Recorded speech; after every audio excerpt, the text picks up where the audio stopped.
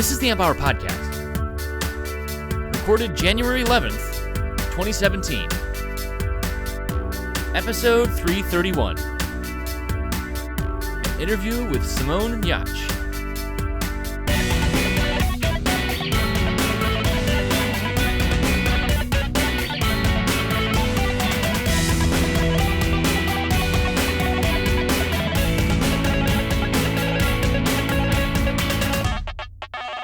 Welcome to the Amp Hour. I'm Chris Gamble of Contextual Electronics.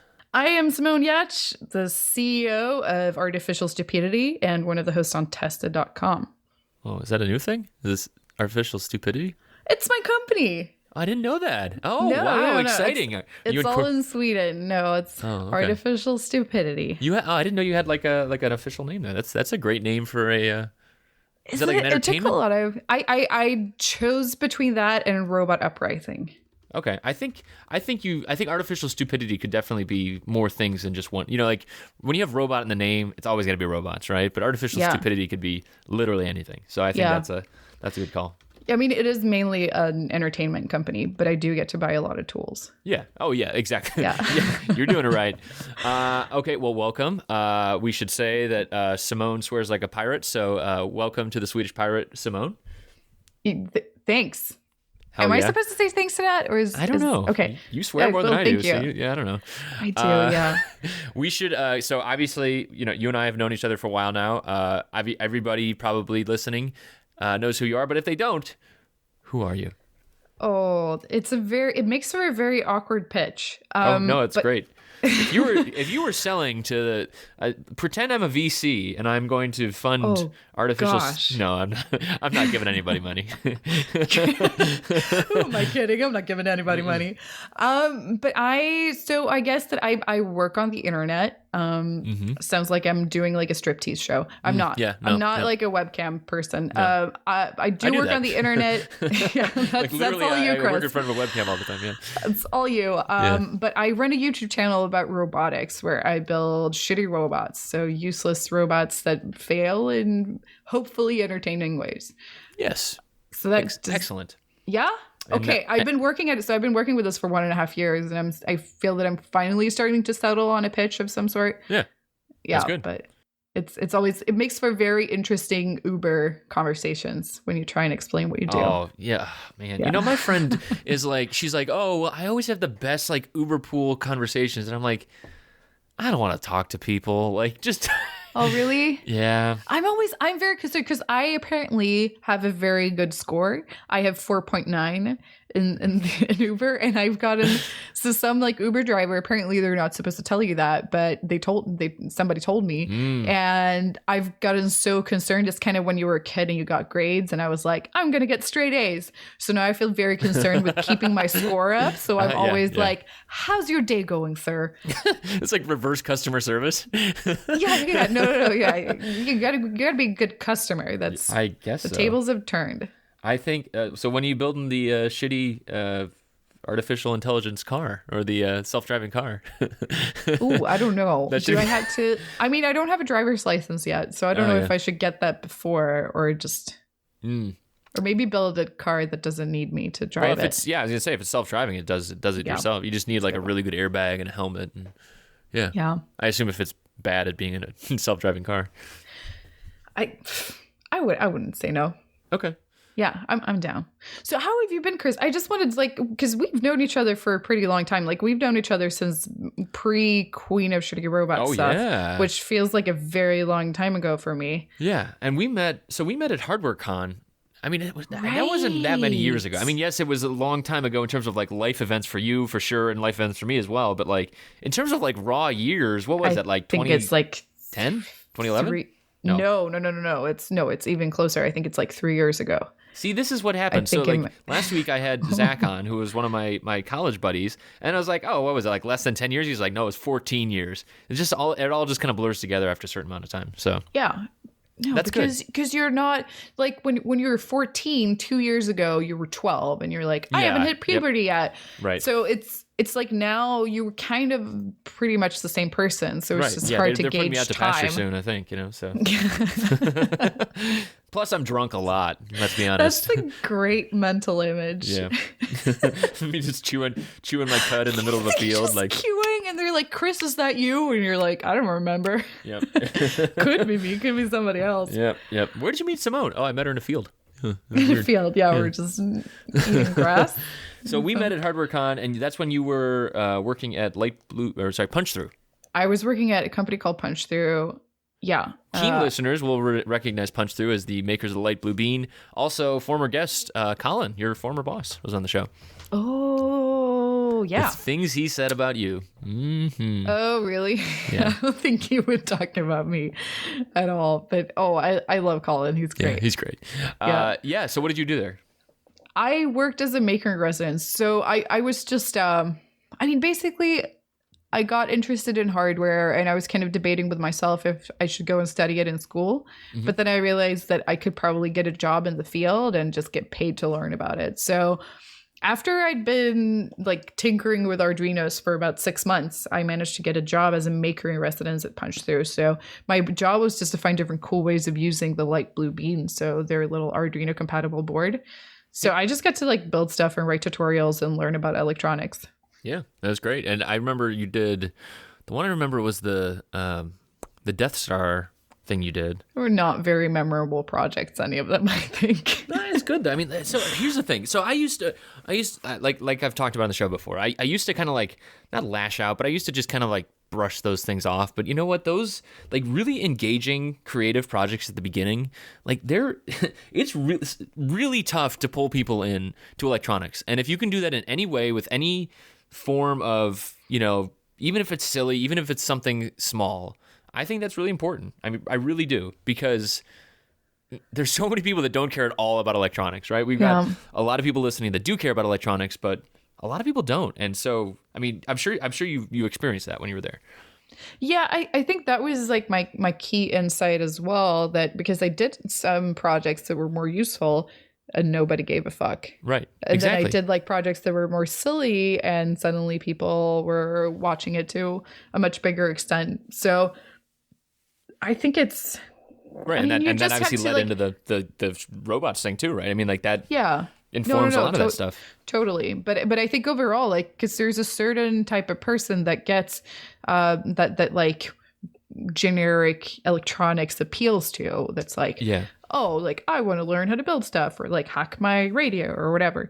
But then there's a bunch of people who that doesn't appeal to. Mm-hmm. And I think that if you can kind of mix comedy into it, or do something that's more creative or artsy or whatever, you can suddenly just reach a completely different audience. Right. Well, and I think it's actually a great business opportunity. Like, so like I look at Adafruit and SparkFun as well, SparkFun, Adafruit, like they do these fantastic tutorials. They're bringing people into the field, and they're just showing like, just do this, and it's all based on, I want that thing at the end, right? And it's like, and then along the way, like, yeah, if you're gonna buy this stuff, of course we have it available, but it's not like you must buy this. It's just, here it is. And I think that's the new normal, and I think that's a great method to go along, right? Obviously, you were doing the same thing at Punch Through. Yeah. Yeah, I was trying to write tutorials and stuff like that, but I realized like what I do now is pretty different from that, because I barely or like hardly ever talk about how I've built the projects that I do. I just kind of brush past that. Mm-hmm. Because people just, I like notice people drop out whenever I start talking about, like how I built the project. So yeah. I think overall there's so many resources that are great and educational, like Adafruit and SparkFun. I think they're doing a great job. Like when I was starting to learn about electronics, it was really valuable for me, their tutorials, and they were just like very detailed. Yeah. But I can't compete with that, but I can like build spectacular weirdness spectacular weirdness, or things that fail in spectacular ways. Yeah, no, that's great though. I mean, and I think you're spot on too with the, I mean, what it really is it's like a mass market problem, right? You know, Have you seen Idiocracy? You ever seen that movie? Yes. And it's oh gosh, yeah. I feel. We're moving towards it a little bit. Yeah. No, I feel like I'm a part of it. Yeah. But like the show on there, Ow My Balls, where like the entire show is a guy hitting the balls. It's like the absolute like distillation of like the lowest common denominator of lowbrow humor and intelligence. Like that's what we're moving towards, right? Not saying you're there, but I'm just saying that in general, if that was I did do a project that hit a guy in the balls. Oh, that's true. You did. I did the pussy grabs back machine. Ouch, Chris. Oh, that hurts. Well, No, but it is like I've been thinking a lot. Yeah, it did. He was such a champ about it though. Yeah. But I mean, I do think a lot about Idiocracy because my great-great-great-grandfather was the founder of Ericsson and one of the main inventors of the telephone. Holy crap, I didn't know that. Yeah. So Ericsson is one of my sponsors, and one of the big reasons that they're doing that is because it's my ancestor. No. And nepotism. Nepotism. I don't even know. Like, we have inherited zero money from it, but I'm at least getting this. But I feel like the biggest living proof of Idiocracy, because my great-great-great-grandfather was this huge inventor and a really smart dude, and I'm just like running around throwing around plastic cans. Well, okay, yes, you are doing that, but that's also moved you into new roles as well. So I don't think, like, if you just gave up and you were just making just different hand to crotch devices for the rest of your life, then yeah. Right? I mean, we have hand to crotch, we have hand to butt, we have hand to boob, hand to hair, no, you already made the hand to hair. Eyeball. Yeah. I mean, there's just endless opportunity here with hand to body part combination. I'm just saying, Simone, don't give up. Don't give up on your dreams. Okay, I'm not gonna give up, Chris. Good. Oh man, this is such an uplifting show. We are gonna be okay in 2017.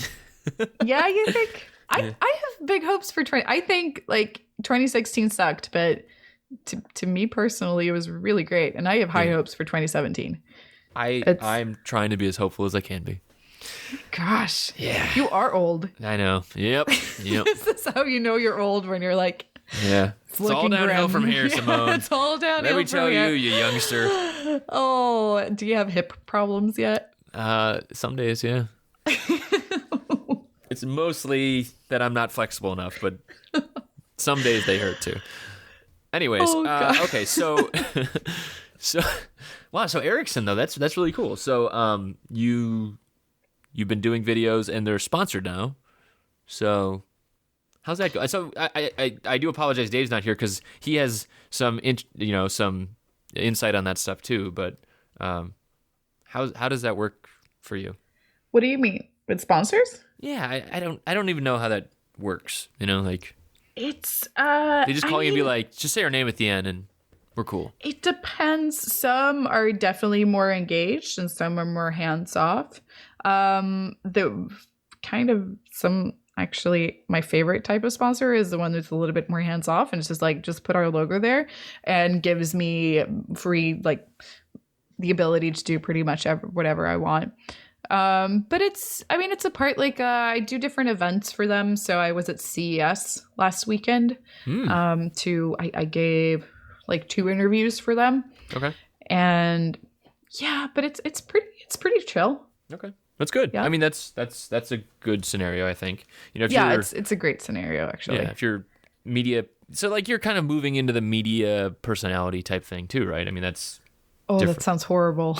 It does sound a little bit bad, but I mean, like it's kind of true, right? Hey, Chris, the day I'm on your show and I introduce myself as a media personality, please I just hear like, bang! Fly over, grab the closest plastic can and slap me in the face. Okay. Oh, there's a robot for that, I heard. I have it right here. It's hanging right here, actually. Yeah. Cool. It's a classic. Okay, so well, let's talk about electronics then. I do want to hear about CES as well, for sure. But so you were at Light Bubine, but what are you? I mean, I know you've given talks about your, like your creative process and stuff before, but I'm more curious just about what kind of resources are you using when you're trying to figure stuff out. So there's this place called Google that I use a lot. It's a great tool. Swedish word? It's so I think it's American.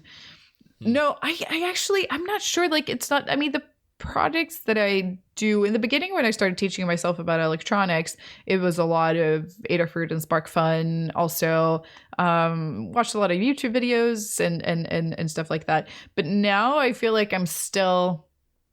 The challenging parts have more been in mechanical engineering. So just like, how do I translate this type of movement into what I want?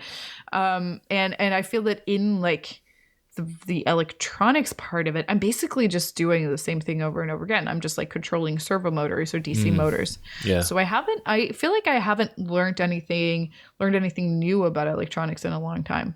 Unfortunately, because that's okay. I think that's honest, right? I mean, like, and I personally struggle with the mechanical stuff too. I remember when I got my milling machine and I figured out how to couple a servo to like a set or to a ball screw thing. Ooh, yeah. I was just like, oh, that's like, because you look at servos and you're like, it's just a spinning post. It's like, that's got to do something. How do you do anything? I had no idea what to do with it, how to translate that motion. And that is a pretty big mechanical engineering piece, right? Yeah, and seriously, like, I mean, 90% of what I do is figure out how to attach stuff to stuff and how to make stuff move in the way that I want. Right. Right. So that makes sense too, because I think even like because it's like, so some of the stuff you're doing like robots that are in motion, but you also do stuff that's triggered or whatever, right? But even a trigger is like a relay or something like that, right? It's a freaking switch and a microcontroller or whatever. Yeah. Like it's pretty straightforward. But I remember that I'd forgotten about that. I was going to take your course. You were going to take my course. Yeah. Get to it, Simone. Jeez. Yeah.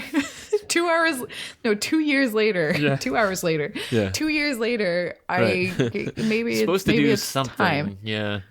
But I feel like I'm getting more and more away from electronics and more into just building things, like the physical apparatus of it. I think that's actually what I enjoy more. Well, and that makes sense though too, because it seems like so like there's the robotic piece, right? But like you said, it's a lot of motor control, and unless you're doing like super fine motor control, even the super fine motor control is like, PWM, okay. And then you don't need that much. It's pretty straightforward. Well, no, I meant like if you did like a control system, then it would be fancy, but that would actually be on the software side too. So motor drivers are pretty similar, right? Yeah. Yeah, so. No, it's not very. I mean, but I was when I was working at Punch Through, I did a little bit of board layout, and I felt extremely cool. Oh yeah, for doing it. Yeah, I did a little H-bridge motor controller. Nice. For the light blue beam that just like fit on the. Yeah, because that's like probably like an inch and a half by like an inch across or something like that. Tiny. It's not very big. Yeah, it was tiny. And that was a lot of fun. It was just like laying a little puzzle, but I haven't done that anymore. And now it's like, I'm always so pressed for time. Yeah. Right. I feel that I don't really, it's funny because it started as a learning project for me, building these projects, or in these robots. And now it's like, I don't have time to actually stop and learn in some way. I mean, I'm always learning when I'm building stuff, and I'm learning about new tools, but it's not like I feel that I can kind of pause and dwell on something in the same way that I could do before. No, that's a very common feeling, I think. I mean, at least, so I felt it at least, and I've talked to Dave about that before too, where it's just you're in the middle of it, right? You don't. Yeah. And I've even people that work at like consulting agencies that I've worked with in the past, where it's just like a grindhouse. They're just like, yeah, I don't care about, basically what they try and do is they try and find a circuit in their past they've already used, and they just copy paste it, right? Yeah. I'm like, oh, don't you want to like play with it and try out these different things? They're like, no, this thing works. Get it out the door. I don't care. It'll break on its own, And that's such a big piece. Yeah, I just want to get home at 5. No, not even, oh no, those folks are getting home at 9, but it's just they're so overworked that it's like, yeah, it's crazy. No, it's tricky, and I think it's tricky managing that, because I think it's so awesome, like important also to kind of let yourself spend time on learning something, and kind of make yourself that time, because it's really like long term you're gaining a lot And it's such an empowering thing, learning something new. But it's, I mean, especially if you have like an uploading schedule haunting you, or like constant deadlines, it's tricky to kind of get the peace required to learn. Mm-hmm. Well, so you mentioned mechanical stuff. What are you doing in that realm these days? I mean, it's just a lot of. I mean, right now, when is this going to go up? We're live right now, Simone. Really? No. That would be great, right? Who would be doing that? I don't know who would be. That would have been. That would have been. It's always, you get like a little bit extra nervous when you're doing something live, and I felt that I don't have that like extra like oof, because you're kind of, if I accidentally say something horrible, then we're gonna have the ability to cut it out. Maybe. So I can't say horrible things. That's great. That's good to know. Yeah. But I am. It's going up tomorrow. Sorry, tomorrow. Going out tomorrow. Okay, but then you might beat me to it. But I'm working on a beer robot, so like a beer serving robot. Okay. And it's out of control. Oh my god, it's like, it terrifies me actually. And I don't say this about every project I do, but yeah, definitely the knife one. That one did it for me. Yeah, but that one was still kind of contained. This one is. So I have. I've started. I got these kit from a company called Vex Robotics. Mm-hmm. So they sent me a bunch of their parts, and I've just been playing around with it. And I have a little like joystick controller to control these servo motors, and this little thing I built, and it's so fast it constantly smashes into itself, and it just it just looks like it's throwing a tantrum. It's like the drunkest beer serving robot I've ever seen. And I'm going to film it tomorrow, and I know my house is going to reek of beer for weeks. Oh, okay. I'm looking at this now. It kind of looks like, do you used to do Connects? What was that? Connects. It was... oh, right. Yeah. It's similar to Connects. Yeah. So I've been using Actobotics. Oh, yeah. I know from them. Servo City. Yeah. Which they're like a little bit sturdier. Also super expensive. That metal or no? Is that metal? So it's all aluminum. Yeah. Oh, that's right. That's what like that truss stuff that you use on the knife cutting robot and other. Mm-hmm. Yeah. It's really nice to work with. I'm going more and more into like fabricating my own parts because that's what I think is fun. Yeah. But it just makes it's nice for like motor mounts and stuff like that, because I think those are hard to do make very stable. But Vex Robotics is another version of that, and I've just been trying it out. No, that's good too. And then, it kind of it's not. I mean, I know Connects is a thing, but like I used to do what's it called? Erector set. Oh, you said crap, Chris. Oh. You watch yourself, young man. Sorry. We got a wild one over here. Yeah.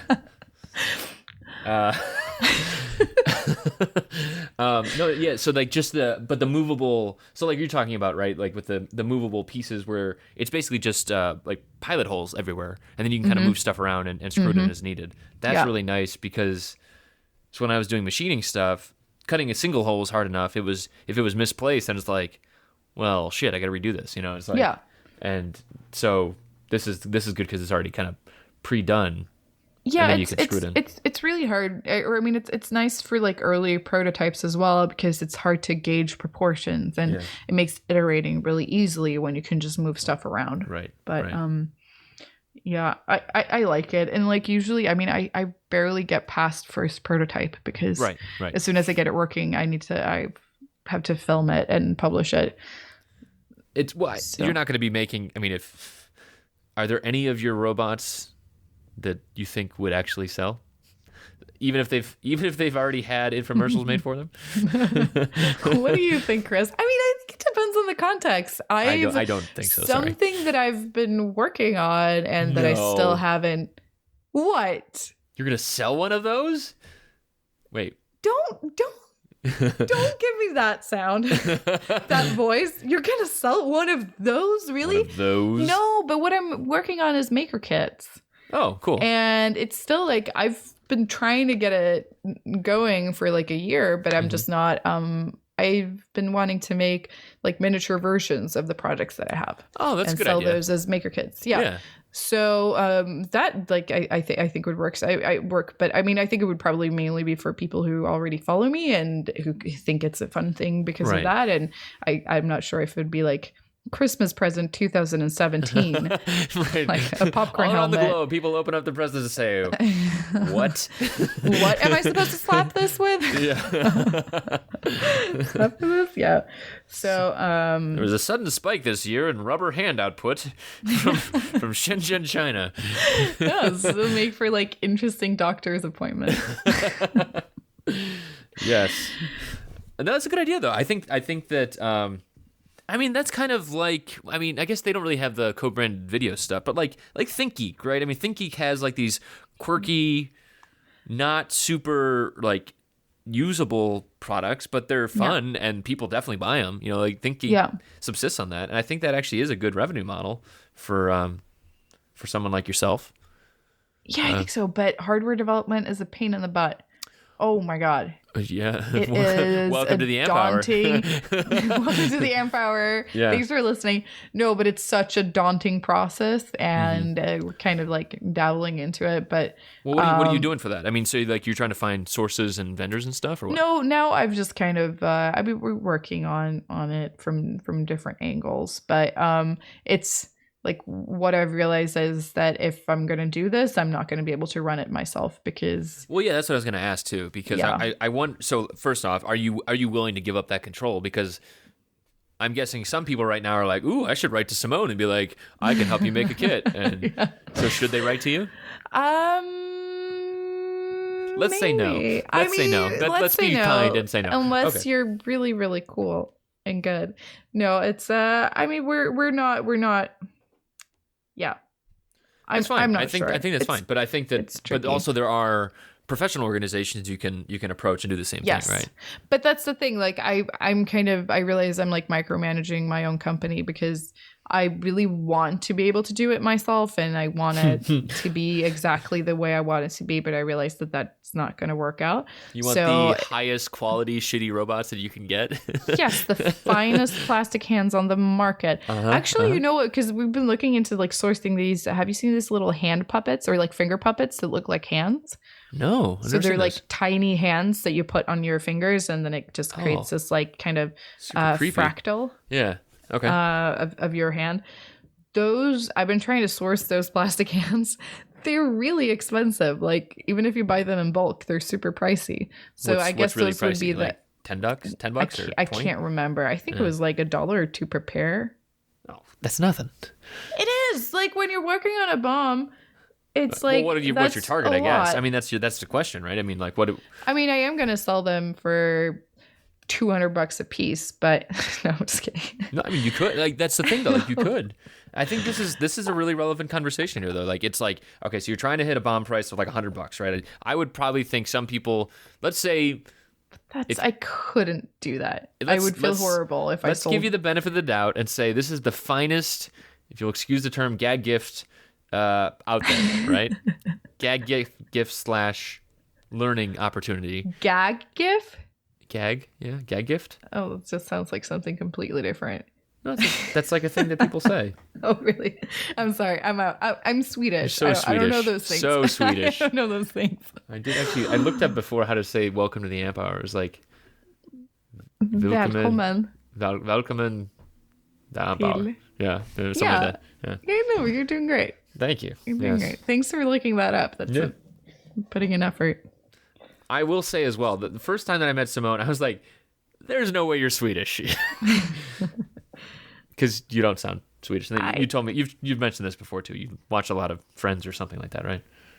Yeah, I'm not sure, but I do like. I realize more and more that I am Swedish because I mean, at first onlook, there aren't that many cultural differences, but you do kind of realize that they are, and it's like you always feel. If you live abroad, you really start feeling it. Yeah, and you really miss that. Don't you guys have that like stinky canned fish too? Like so I'm vegetarian, so I don't partake in the stinky whatever that BuzzFeed fish. video I saw of people eating that stinky canned fish, that was disgusting. Yeah, it smells horrible. I wouldn't. I don't do that. But no, it's not. I mean, I really like living in the States. And in some ways, I feel more at home here than I do back in Sweden. But they're definitely, I mean, it depends. Like in some areas, Like some areas I'm really comfortable in speaking in English in, but in some it's just like my vocabulary just falls flat. Doctor's appointments are really interesting. I'm like, this thing does this thing, and they're like, what? Because like I never learned that terminology. You don't really know that. I think that's true in any like culture of like even friends I have that grew up speaking Mandarin. They like work on electronics and they're like, I don't know how to say that thing. You know, like it's like, and that's why like, have you seen Bunny's electronics guidebook thing? Nope. It's like a guide to Shenzhen, but it's got like all of the words in Mandarin in the book. Okay. Just for people like me. Yeah. That have no idea, but also people that, you know, speak the language but don't know the nomenclature, right? But it's tricky. I mean, sometimes I just get very frustrated because I can't express myself. And I feel like, you know, like babies when they cry for no reason because you can just tell that they're frustrated. That's what I feel like. Mm-hmm. Yep. Okay, so gag gift is just like something you would buy for a friend as a joke. Yeah. Yeah, okay, gag gift. Oh, yeah. Gag gift. Yeah. As a gag gift. Right. So like I would think like $100 as like a ceiling. So let's say $100. There is no way that I'd want to sell stuff. Like I feel so bad about taking money from people. Like I started a Patreon and I feel horrible even about that because it's like this is money from people real want to people. support you, you know? Like that's the I guess it is. That's where it comes from. Heartwarming and comforting, but it's something different because like when you're taking money from a company, when you're robbing a company, when you're getting money from a company, it's like a company is just like this unsentient lump of like I don't even know. Obviously, you've not been in the U.S. long enough, Simone. Corporations are people. Anyways, I don't know, but it's different. It's like it's not like somebody giving up their like coffee money. Right, it's less personal, right? You don't imagine them going to their kids and being like, sorry, no presents. No college friend. I had to pay Simone. Yes, I had to buy a shitty pussy grabs back machine. Daddy had to invest. Right. Okay, so how about $50? So $50, but that means that you have to get a $10 bomb. So I guess in that case, then $1 or $2 for a little rubber hand would be for little rubber hands is I guess so. I mean I'd probably go around $40 to $50 is what I'd go for. I think the harder thing is that like, so a lot of the stuff that you do, so like, okay, so to frame it for people too, like a lot of the stuff that you're doing is using prototyping materials, right? So that grabs back machine that used like a mousetrap, didn't it? Yeah. Yeah. Like you wouldn't sell someone a mousetrap. You'd sell them some kind of like, not bespoke, but Probably. like some customized module, like a spring-loaded module. So the pussy grabs back machine, was built using a mousetrap. And then I had to get a plastic can on short notice. And I was in Germany. So obviously there was like a sex store. So it was like a fisting hand. Oh, God. And then the way, I'm sorry. I think you told me that. Yeah. Well, you're going to flag this video, right? Or this podcast. Yes, but yes. We said it at the beginning. We properly disclaimed this. So it was a fisting hand. I'll go back at the front and be like, no, really. You should hear what Simone's about to say. But the way I strapped it to my hips was I got like a strap-on harness. Oh my goodness. So I think the bomb for that one was off the charts because those parts were really expensive, all company expense. I still wonder what my accountant is going to say about it. But I mean, I did use it for work. So. Yeah. But anyway, yeah. Am so I you would. But I think the point you're making is still valid though. Like you would not like, so like if I'm prototyping with like an Arduino board, right?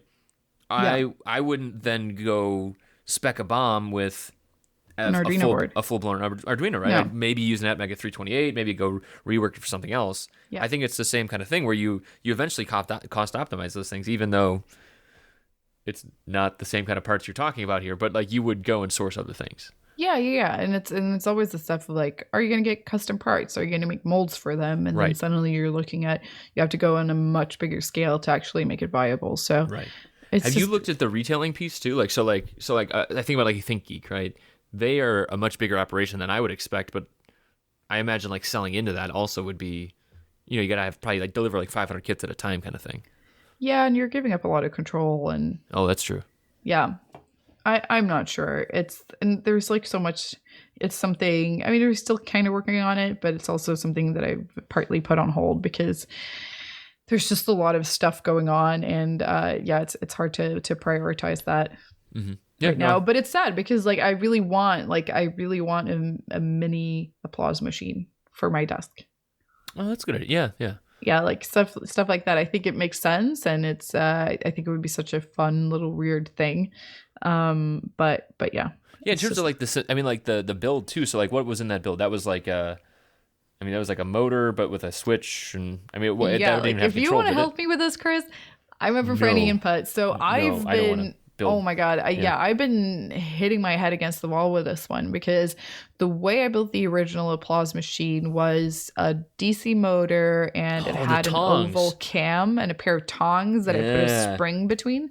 So they kind of collapse because you want that, like you could attach it directly to, for example, a servo motor and its servo motor horn.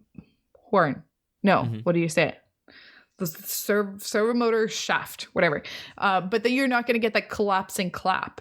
Yeah. And that's like the payoff of it. So, it's actually, this is actually really tricky. And we've had some people on before. So like Todd Bailey, we've had on a long time ago. He was in toy design, and I didn't realize that he used to live here in Chicago. Like there is I think Mattel is based out here, but someone Those like that. Those are the ones who do Barbie, right? I think so. Yeah. I mean, there's like these toy conglomerates basically. And who else? So Jerry did toy design. Alicia did toy design.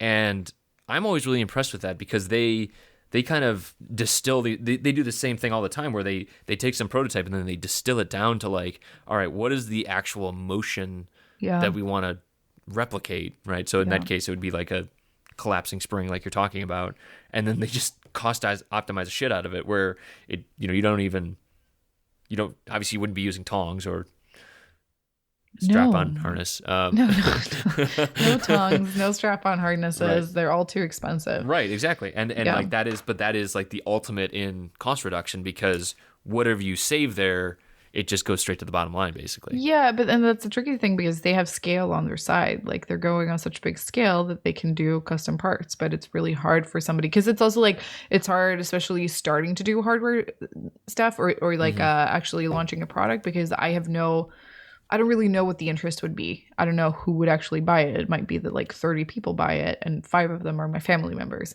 Or it might be that 30,000 people buy it. And it's just such a different, it's just a really hard thing to gauge. Yeah, well, I mean, there are mechanisms for that now, though. Like there's Kickstarter, stuff like that. Yeah. I think it's interesting. What I would probably do in that scenario, since we're brainstorming on this, is I would see if I could, so you use mostly servos, you said? Yes. So I would use like the cheapest piece of crap brushed DC motor and see if I can get that to work because that's going to obviously be one of the cheap, like that's what's in all the toys as well. Like basically maybe even repurpose, like take a toy that uses a bunch of motors, rip it apart and then repurpose those because those are going to be dirt cheap as well. And if you can get that to work and you use that as your prototyping material, then that would be really interesting. Yeah, that's true. That might be a good thing. Because like what I found is also that most of the smaller and cheaper DC motors are really high RPM because they're used for they're used for like model airplanes and stuff like that. So it's hard to find because I'm kind of looking for something that's around 300 RPM and it's really hard to find those at such a small scale. Those are usually a lot bigger. Yeah. Well, or you could go, make some gears, right? Yeah. Have you ever seen that? I think I've talked about it on the show before, but it was the Guerrilla Guide to Machining. No. Oh my god! What have I missed? Tell me. It is fantastic. So it's this guy. I forget his name. He goes by Lcamtuf, Lcamtuf, which is a great name. I don't know what the hell parenthesis. It means. I know he's from Poland, and I know he now works at Google. But that is the document that got me, that document is why I immediately went out and bought a milling machine. And it was so dumb that I did that, but why was it dumb? Well, I didn't know how to machine anything and I didn't have anyone to show me how. So you can see all my old videos of me trying to machine stuff very poorly. How much did you spend on this milling machine? About $2,000. Oh. Yeah. Company expense? Yeah. What do you know? Okay. Yeah. Well, then you're all good. Yeah. It really was a good learning experience, but good learning experience on how to not do things. Well, yeah. Like the learning experience is that I shouldn't buy really expensive tools that I don't know how to use. No, that's not the learning experience. The learning experience is once you buy those tools that I don't know how to use, ask someone. But the other interesting thing there is he talks about so he's comparing like machining versus 3D printing, and he machines out this positive mold, and then he pours a negative mold with silicone. And then he pours urethane into that, and he does prototyping of these gears in that, and he builds these beautiful, tiny, what are they called? Planetary gear sets, like super tiny that fit on top of a little DC motor. So I will send you that link. It is fantastic. Yeah, really cool. Okay, I'm gonna buy a milling machine right now. You don't need to buy them. So that's what we should move into. So you have a workshop now, but you also work at Tested. Mm-hmm. So don't you get to hang out with your buddy? And I do. Yeah. I have like I'm working on. I've been so I just moved into a new apartment, and that I actually before I've just been subleasing, but now for the first time I'm renting my own apartment. Okay. So I've been working on getting myself a proper workshop. Okay. So I do have a fair amount of tools now, but I definitely am not on par with Adam, because who the fuck is? Right. Yeah. So his workshops are a little bit out of control. His workshop is so in control. Oh, in control. Well, yeah, it is out of control. How in control it is. How about this? Yeah, it is definitely out of this world. So, yeah, and he's super nice about it. Like I can go in and use his tools, and I always, it's like it's nice when you're lacking a certain screw. Yeah, right. And you're like, oh my God, I could order this and take me 3 days to get it. Right. Or I could just like bike to Adam's shop. Yep. That is really nice. Yeah. So so that's nice, and he's really nice about like showing me how to use the tools he has as well. But I did mill a little bit with my friend Marcos, because I did like a side table that looked like a thread spool. Ooh. And we milled a needle for it. So machined and milled a needle, it's like a 3-foot needle. Holy crap. Is it metal or is it wood? Aluminum. So we made it out of a solid aluminum rod. Yeah, so did mill a little bit then, but otherwise I have very little experience. It takes such a long time, and it requires a lot of patience and precision. Mm-hmm. And I lack both those things. I know how that goes. Yeah. Wait, so you were doing manual machining though, or are you doing CNC? We were doing manual. Yeah. Okay. Yeah. So that's another thing that I struggled with is even though so I should call out how sternly former guest Philip Frieden warned me not to do what I did. He's like, you know what, Chris, you should really go take a class on manual machining at your, community college. You should learn about work holding, and you should learn about how to, get the feel for the mill, and like all the things that you probably dealt with, right? You understand how that goes. You're like, whatever, I'm a smart person. I don't need that. Right. I was like, I have the internet, Philip, right? I have this little thing called the internet. Yeah. Leave me alone, I have old safety man. Glasses, Philip. And that would, I was wrong. What happened? What did you do? What did you break? Everything. Basically I had some very kind YouTuber comments, including Mr. Ben Krasnow. Sounds not so kind. Yeah, most of them were not, but Ben was very kind, and they pointed out what I was doing wrong and feeds and speeds and all that stuff, because that's the thing, like I didn't really understand the feel of like when you put a milling bit at a certain, spindle RPM at a certain speed going through metal, it just can't remove material fast enough. And when it can't remove material fast enough, it's like, I'm going to snap a bit right now. Yeah. It's really bad. So if you have someone that you're working with on that stuff, that's fantastic. Yeah, no, I think it's nice. I've really, like, the best way to learn is to have somebody, like, know somebody who knows it. And then you can just build something together, and you learn from them as you're making something. Right. No, I think good. it's like the most enjoyable way to learn. There's have you ever heard of the concept beginner's mind? No. So it's like the idea is someone like like Adam, right? He's been doing machining for 20, 30 years, whatever. And we're talking about Adam Savage as well, if people don't know. Like, Simone hangs out with Mythbusters Adam Savage. That's very cool because she works for him. And I work with him. I don't work for him.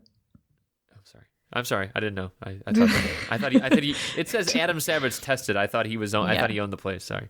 I don't know why I felt that was an important difference. He's not. He just doesn't. He doesn't feel like a boss in any way. Gotcha. Okay. Right. Yeah. Okay. Beginner's mind.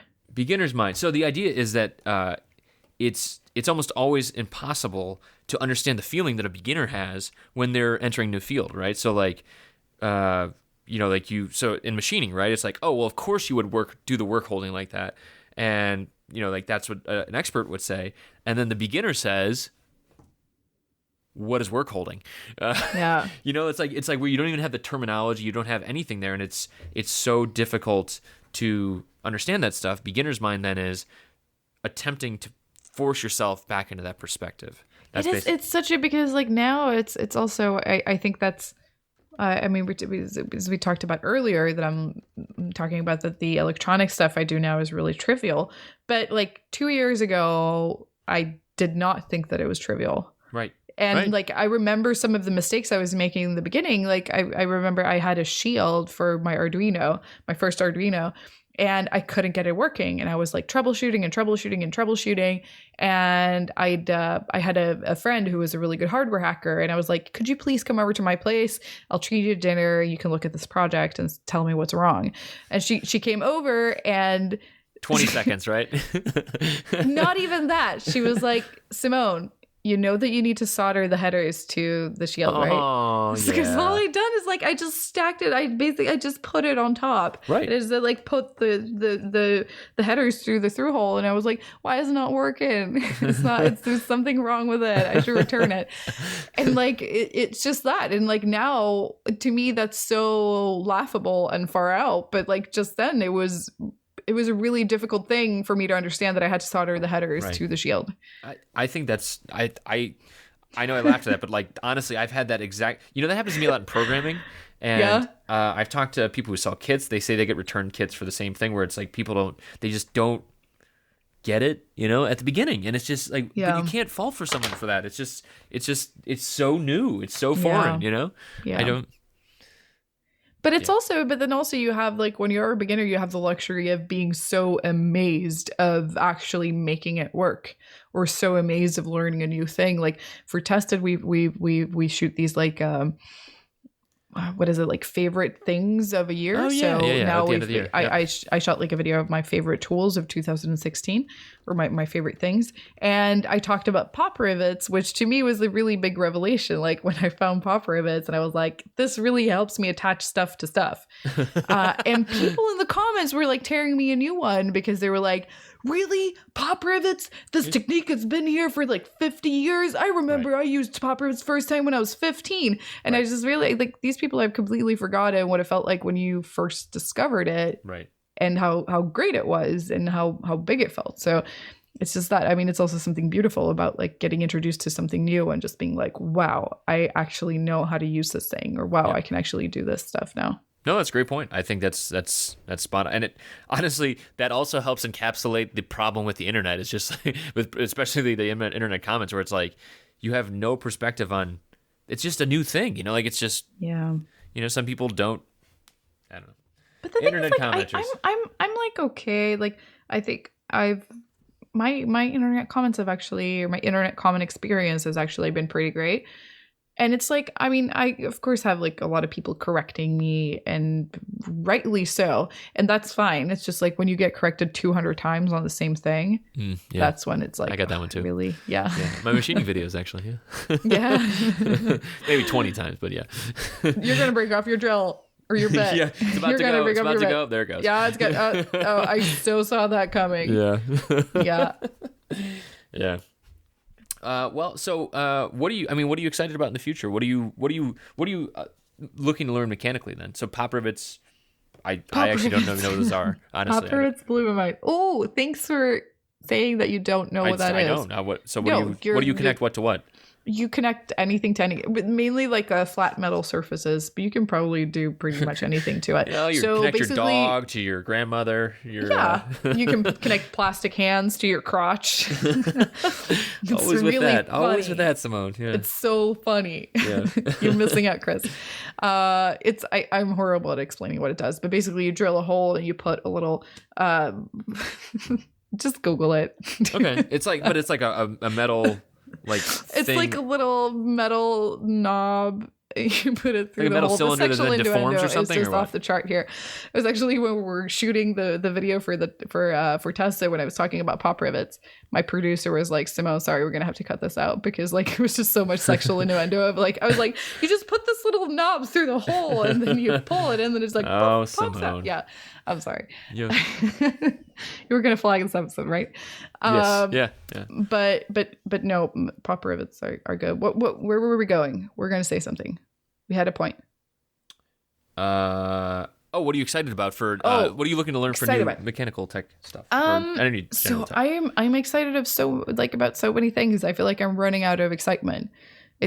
I'm in a constant state of excitement because start with one. Life has just been really fun recently. I believe it. But mostly it's I'm gonna start doing more space related stuff. Ooh, space. Yeah.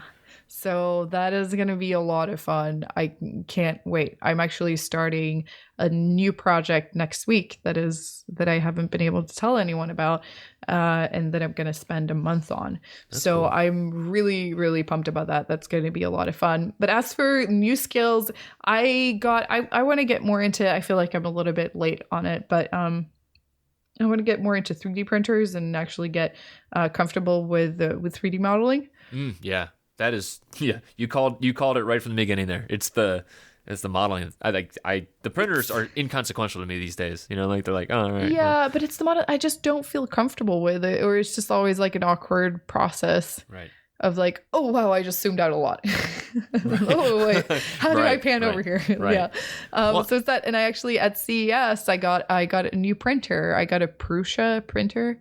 Prusa, Joe Prusa, the rep guy. Yeah. Yeah, he tweeted at me and was like, "Come to our booth and you'll get a printer." And I came up, and he was so cool. Like, Joe's really good guy. Can we just be friends? Yeah.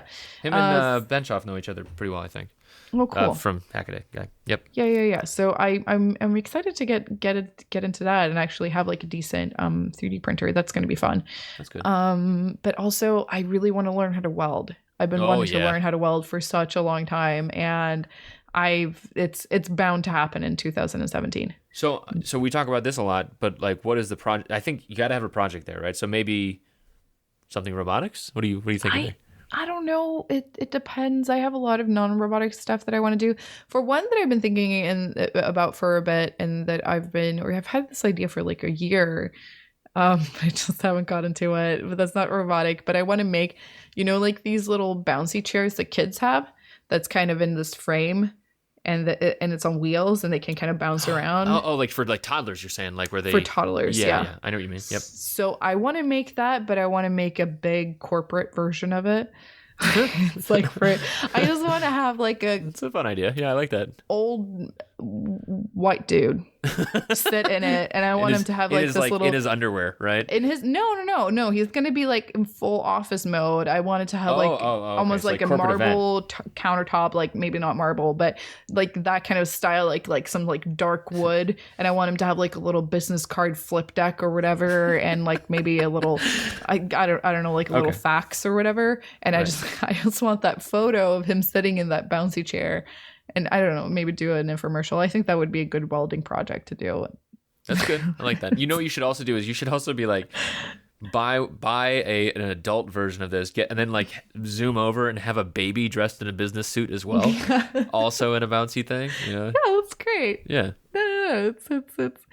It's I think maybe that will be my project, or like my first product that I actually take to market. Right. I mean, I bet it's perfect for like thigh strength or something. Yeah. It's like a good cardio. Maybe this can become a fad.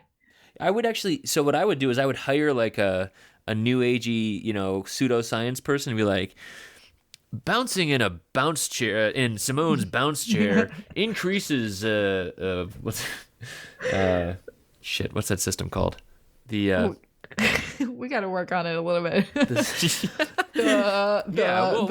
We'll brainstorm after this. Makes your blood pump. Yes. No, I think, but the thing is, I bet it has great health benefits. Right. Yes. I would health bet my butt on that. I mean, it's probably, as opposed to like sitting in a normal chair, it's probably freaking great, and you're also gonna look it could be like great. the newest thing instead of like a treadmill desk or a treadmill desk, or just like one of these balls that people sit on, like a Pilates ball. Mm-hmm. Just have a little bouncy chair. And I just like picture you like it being on wheels and bouncing away to like the little water station, or you're like bouncing into the conference room, to the copying machine. Yeah, I think it would be great. It would be a great infomercial. That's what I'm thinking. I like it. Yeah. Okay, so welding, that's good. What did you see at CES? I guess we didn't really get back to that. So, oh gosh, you were at CES. I was at CES. What did you see there? I can't remember. I had posted on our subreddit. Excuse me. The shitty internet of shit posted a bunch of like a Twitter moments thing of like all the ridiculous things that they saw and posted. Did you see any internet connected? Were they there? I think so. Oh, really? That's them. Okay, I can send you a link real quick if you want to go through it together. I don't know, I'm fine. But I mean, I think like what I mainly complained about was all the freaking booth babes, because like they're still doing that, huh? Oh my god, really? Yeah. They're still doing it, still going strong. But I can't, like, it was so much stuff there, and I wasn't there for that long. Yeah, you flew in last minute, right? I flew in last minute, yeah, and but I did go out in Las Vegas. And I didn't get let into a club because I was wearing the wrong shoes. And also I lost my credit card. Okay. So it was overall a good one. It's a Vegas experience, yeah. I have planned not to go back to Vegas unless I have to go for a conference. Yeah. I mean, I went to DEF CON a couple years ago, and that was interesting enough. And I would go back just to see the, like there's like the Hardware Hacking Village now. Like Osman's always there, and Alvaro's there, and Sammy gives talks, I think, these days too. So good people, of course. Put technology in your tea. I'm sorry, I'm looking at this list that you sent me. Oh, okay, yeah. This is actually pretty great. Yeah, but so DEF CON would be a reason to go back, but something like this, I just can't, like, I would just get angry the whole time. I would be angry the entire, like, if I walked up and I saw this ridiculous wireless radiation blocking boxer shorts, I would literally tear down the booth. I would just go nuts, and I'd be like, no, that's not cool. You would like pull down your pants and be like, these are normal boxers. They're working fine. I don't think I would do that, but I would do something extreme. At least swearing in a booth. No, but that's the thing. Like, I think that even the shittiest product, sure, there's a lot that you're like, really, did we really have to do that? But even that, it's like you're still trying to do something. And I think that is admirable in itself. You're saying that these companies with these terrible products that they're hawking are... I mean, it's like they're at least trying something. Like they're trying to put something new into the world. And I'm not sure. I just think like... I'm going to have to categorically disagree with you, Simone. Oh, I'm sorry. Really? Yeah, I don't... okay. Some of these things are so dumb. Connected shoes designed in Paris. Like, I mean, because I get a lot of criticism for spending my time on building useless things. And but those are meant to be useless. These are meant to be commercially successful. They were just chasing trends. I don't know. And you're not trying to sell them either. Like, at least not yet. We'll find out. 2017. That's right. That's the year. Yeah. I don't know. I mean, I'd rather have people make stuff like boxers that protect your crotch against Wi-Fi radiation, which is actually not damaging as far as anyone knows. Yeah, but wasn't it a bunch of things that like their sperm doesn't swim as well? That's what they're saying in this thing. Okay, I haven't. No. Radiation is not damaging to humans as far as anyone has tested with Wi-Fi. I'm gonna buy this for my dad. That's really awkward. Really awkward. Maybe to my brother, because he's more in that. Yeah. I feel like my dad is beyond like making kids. Okay. So you didn't see any other... You were so happy you brought me on the show, aren't you, Chris? Yeah, finally. I What's really the am. reason it took such a long time for me to get Only him 331 episodes, Simone. Yeah. She's a loose gun.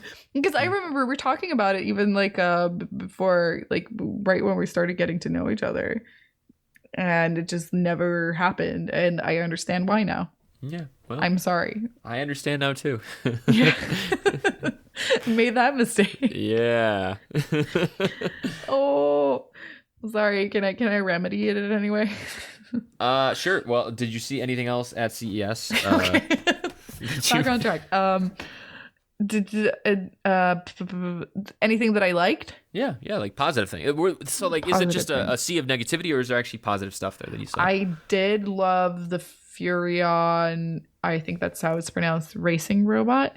Okay. So is that like one of the drone racings? No, it's a giant racing robot that's like an exoskeleton. So it's a prototype. They haven't. It's not fully functional yet. But basically, you climb into it and you lay on your stomach into this harness, and it works like an exoskeleton, and you can freaking race with it, and it's terrifying and humongous and fucking amazing. Like I just want it. That's crazy. Yeah. So that was pretty cool. I think there's a lot. If it felt similar to Megabots. Are you familiar with Megabots? Yeah. Because their whole like idea is that they want to start a giant fighting robot league. Yep. Fighting giant robot, whatever. And Furion is that they want to start a racing league for giant robots. And I think that's just like, oh, it's good. Yeah. I like it. That's cool. That's really I mean I think that's kind of interesting, because those kind of situations where there's so those are going to be popular culture type things, or mass appeal.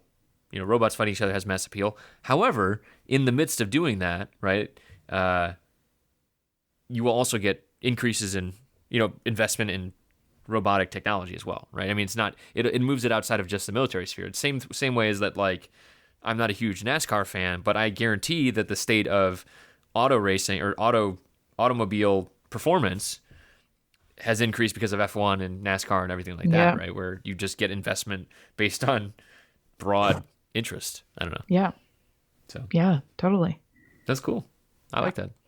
I saw an interesting CES TechCrunch did they did their hardware battlefield. I don't know if you saw any of that stuff.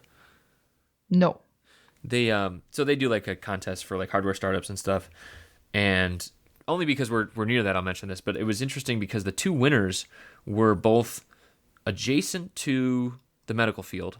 So the one was the one was a sock for diabetic patients, but it wasn't invasive at all. So it just monitors diabetic patients. But then it also it was this like subscription service where they just kept selling you socks over time. And so it's like this weird amalgamation of businesses of like hardware startup, connected device, also continually sell you device or sell you consumables. I don't know. I thought it was very interesting. Yeah, that sounds really cool. It's pretty wild. I feel like, especially, I mean, it feels like for medical fields, there's so many products that apply. Yeah. Oh yeah. That stuff. I mean, especially like as the population keeps aging, I think that's a huge field, especially like someone like that doesn't have to actually get FDA testing, which is a big deal. Yeah. Okay. So we've been going for more than an hour, surprisingly. We've talked about rubber hands and various other things. What are you doing for Tested in the near future? People obviously can see you on there. They can see you on your channel. What's up with Tested? What's up with your? I mean, you already mentioned some of your upcoming video stuff, but we're just like hanging out. I don't know. I feel like an office cat. I just walk in and out. Norm's like, Simone, get out of my lap. Yeah, no. So we wouldn't go that far, but they do feed me and they hang out with me. No, it's such a nice thing because like YouTuber life is pretty lonely from time to time. Like otherwise I would just sit at home and build stuff and talk to the camera. So it's really nice to be able to go to Tested. So we've got some stuff. Tested is now getting more and more on Verve, which is this platform where you get access to a bunch of different content generators and channels. Oh, cool. So I've been doing a lot of stuff for there. So I have a show there called It Might Work, where I build different things that might or might not work. I actually didn't know about that. No, so Is it like a regular show? Doing that. Yeah, it's like we do like 2 episodes a month. Cool. So I'm doing a lot of that stuff, which is it's really fun. I have to say, when I Google "It Might Work" in parentheses, there's a Tobias Funke clip that comes up on YouTube. So you're in good company. So. Yeah, that's good. I have to work on my SEO. Yeah. I mean, or you have to work on your Tobias Funke impressions, Yeah, I could do that. Just blew myself. Yeah. Sorry. There's a poor other woman called who has the same name as me, Simone. Mm-hmm. She's like a German water scientist, and I've just her like Google search results have been properly fucked over the last year. I feel kind of sorry for her. I'd be upset. Yeah. Like if somebody named Chris Gamble. There's 2 other Chris Gambles. One of them's dead. Okay. He used to write about trains. You were doing? No? No. Well, not that can be proven. But he used to write about trains, and then he mysteriously passed away when a handsome American pushed him in front of a train. No, he was like 85. And the other guy's an MMA fighter, which is very easy to confuse me with, but few have done it so far. Very easy to filter out. Yeah. Yep. So. Hello? Yeah. Oh gosh, you're top. Oh, you're killing it. Oh yeah, I know. Yeah, all front page is all you. Uh-huh. Okay. Yeah, good job. Yeah, well, it's a common name. Oh wow. Oh, a photo of you wearing Google Glass. Oh yeah. Classic. Really? You didn't know I did that? I didn't know that. Oh yeah. No. So many photos of you wearing Google Glass. Oh my God. So much Google Glass. No, I'm not sure I want to be your friend anymore. I met you, Simone. I'm just saying. Really? I think so. No, I don't think so. I don't think I'd be your friend then. Simone, actually, when I met her, she gave me a CR 2032 battery, which is the sign of friendship, because my light blue bean had died in transit because apparently I left it on. So. Oh, that's beautiful. That's how you make friends. You give people batteries. Yeah. No, I need to do that more to make more friends. I need to give more people batteries. Yeah. Well, that's nice. Yeah, those uncharged like motherfuckers too. Yep. Yeah. I'm having a hard time finding your show. Yeah, but it's because it's all behind a paywall. Oh, yeah, okay, that's good. I think it's yeah. So it's that. So Verve is you. I don't know how much it costs, but basically you pay monthly and then you get access to all these different channels, content. Oh, interesting. Okay. Yeah. When I put in Verve video as well, it pulls up Bittersweet Symphony. So maybe we'll go out on that. Yeah, I think that's a sure sign that it's time to call it a night. Hour, yep. It is 9:30. Yep. We're derailing. Yep. I hope we produced a decent podcast as number 331. Yeah. Well, thank you for being on the show. Where can people find you online? Google shitty robots and you'll find me. Okay. I'll put links in the description as well. Thanks, Simone. We'll talk soon, I'm sure. Yeah, thank you. Thanks for having me. See ya. See ya.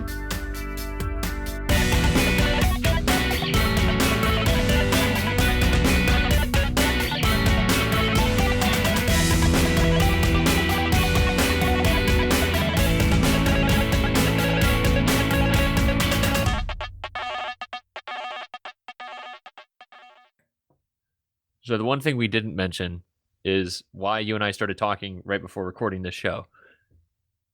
Do you remember why? Obviously. No? What? No, what? Why? Because I tweeted at Adam about how I met him, and I mentioned I knew you. Yeah, right. I met him in a bathroom. That's not. You're just like, this is my shot. Apparently, yeah. This is my shot. Was he nice to you? You know, I think he was weirded out. Yeah. In what part of your bathroom visit? It was purely at the. Everything was done. It was like everything was done. It was like hands were washed, walking out the door, kind of thing. So yeah, all's on the up and up. Yes, I know the rules. You're not supposed to talk to anyone in the bathroom. That's fine. But it's Adam. Come on, I wanted to say hi. I watched him on TV forever. He's usually super approachable and kind. And then the other problem is that I tweeted that it was awkward because I mentioned you and Yeah, what did he say when you mentioned me? That I shouldn't have introduced myself in a bathroom. Oh, really? Yeah. Did he say that? Yeah. Oh my God, Adam. Yeah. Yeah, that was. He's not wrong. I mean. Yeah. It's a tricky, but like you got one chance. I don't blame you. Excellent. But you hear that, Adam? Endorsement. By Simone. No, but that's nice. No, but I'm happy we did that because I realized that I still haven't been on your podcast and 331. Yeah, and now you just invited me and like 20 minutes later we're going at it. Bingo. Making a podcast. Yeah.